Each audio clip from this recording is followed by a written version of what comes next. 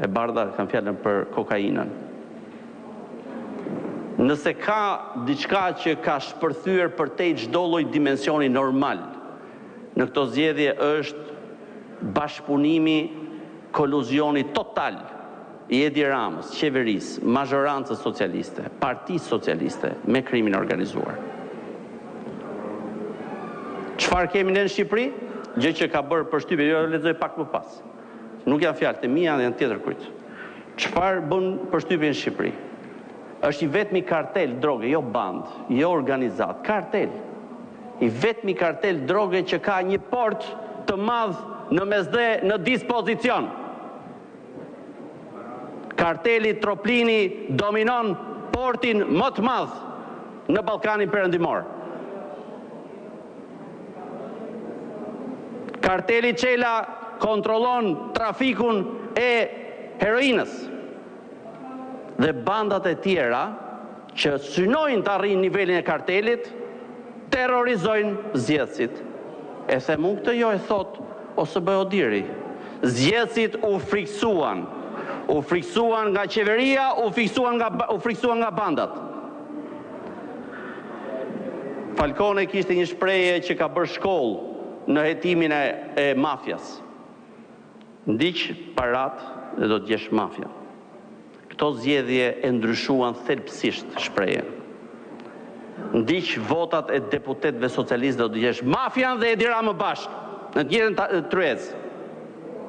Këto ishin zgjedhjet. Kjo ishte friksimi. Kjo ishte pabarazia. Kjo ishte blerja votës. Pra zgjedhësit u friksuan, votat u blen, nuk pati fushë barabart loje. Dhe ju thoni zgjedhjet ishin konkurruese, po si ajo gara që të le të futesh në garë, po të mbaj nga pas që mos bësh as 1 centimetër. Kjo është fusha e pabarabartë e lojës. Tani do t'ju lexoj, nuk janë fjalët e mia, do ju citoj sekretaren e përgjithshme të Partisë Popullore Europiane në Asamblenë Politike Europiane para 2 ditësh. Në lidhje me Shqipërinë, vëzhguesit ndërkombëtar konfirmojnë shqetësimet tona si Parti Popullore Europiane, e cila është partia më e madhe në Parlamentin Evropian, të shprehura në rezolutën urgjente të miratuar në Kongresin e Partisë Popullore Europiane, përfshirë abuzimin e burimeve shtetërore, blerjen e votave, friksimin e zgjedhësve dhe mungesën e lirisë. Pra përfshirë, se ka dhe tjerë.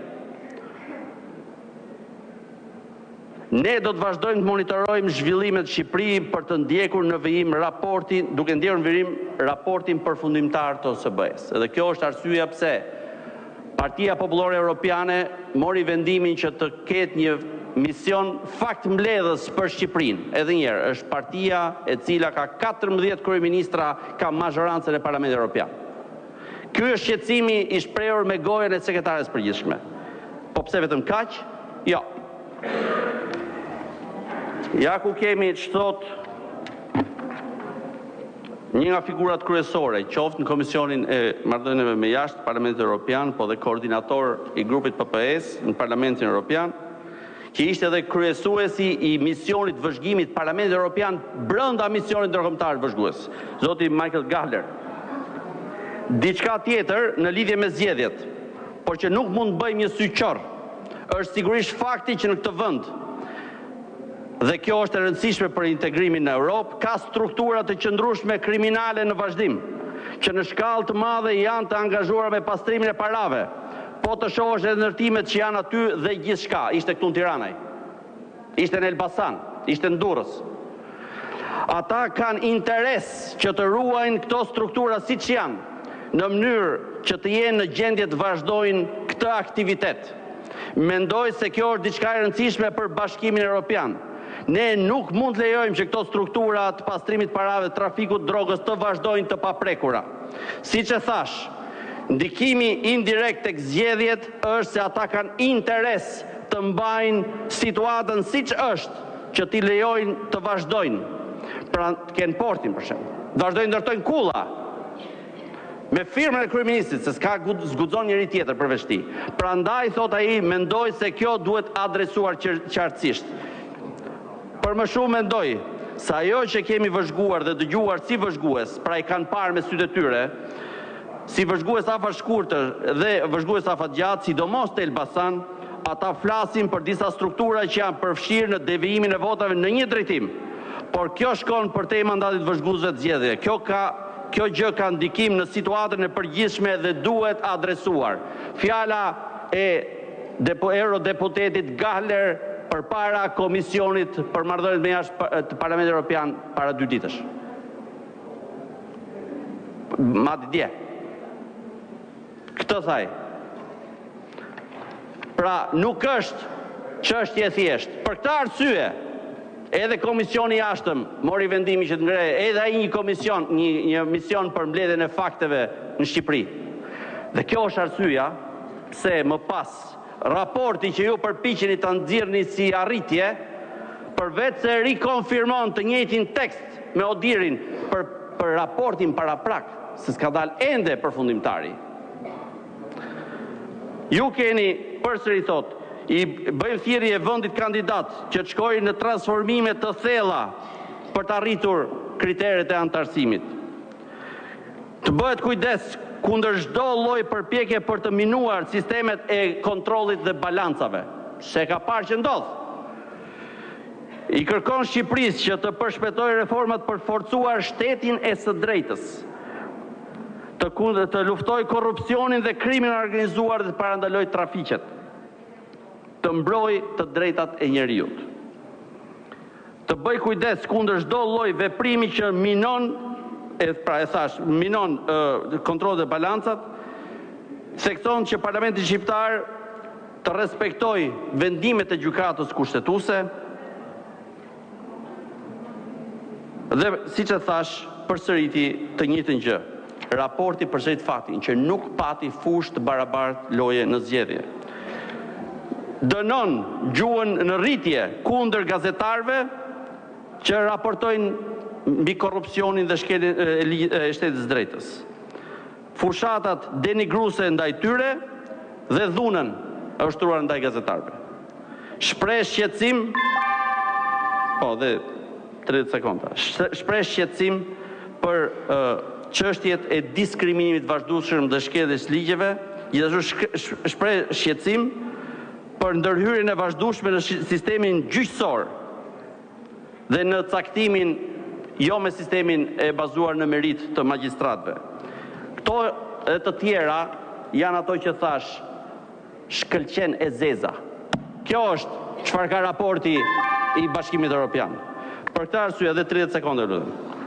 Për këtë arsye ju thash që në këtë vend këto zgjedhje nxjinë dhe u zbardhen në të njëjtën kohë. U zbardhen nga kokaina. Përfundoni zoti Yllbashi. Do përfundoj, po është çik më e madhe se sa ky 10 minutë kjo histori.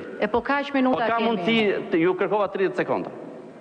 Ne vum 3 ligje për të mbrojtur zgjedhjet. Kod zgjedhor, kod penal, kod procedure penale, me gjithë spakun brenda.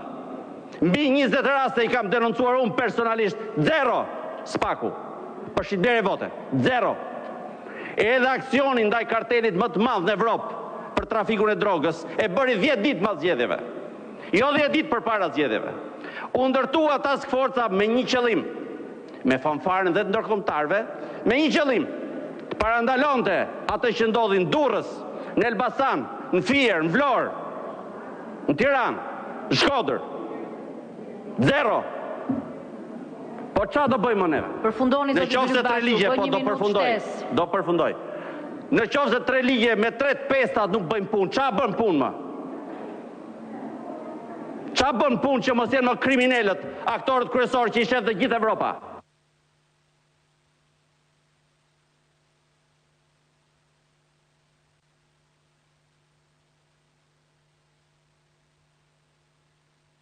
Përfundoni tani se 1 minutë e 10 shtesë, tani bie t'ju jap të gjithëve nga 2 minuta shtesë. Përfundoje fjalën. Me kësa historie. Zgjedhjet ishin viktim dhe do t'jenë viktim qoftë se këtu nuk ka një ndryshim thelbësor. Po përsëri zoti Galler tha diçka. Çdo lloj reforme anshme zgjedhore dhe reforme rëndësishme nuk ka rëndësi sa është mazhoranca e qeverisë. Duhet bërë me konsensus dhe këtu në këtë parlament nuk ka reformë konsensuale, nuk marrën mend që kur. nuk pati reformë 2024. Po edhe me reformë, sa kohë Edi Rama do të ketë vullnetin t'i shpartalloj zgjedhjet me alat, kartet.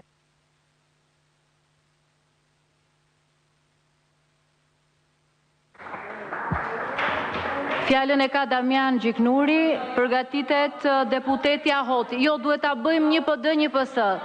Të kërkoj ndjes zonja Ahoti që të përmenda, por nuk e kisha parë që ishte zoti Gjiknuri.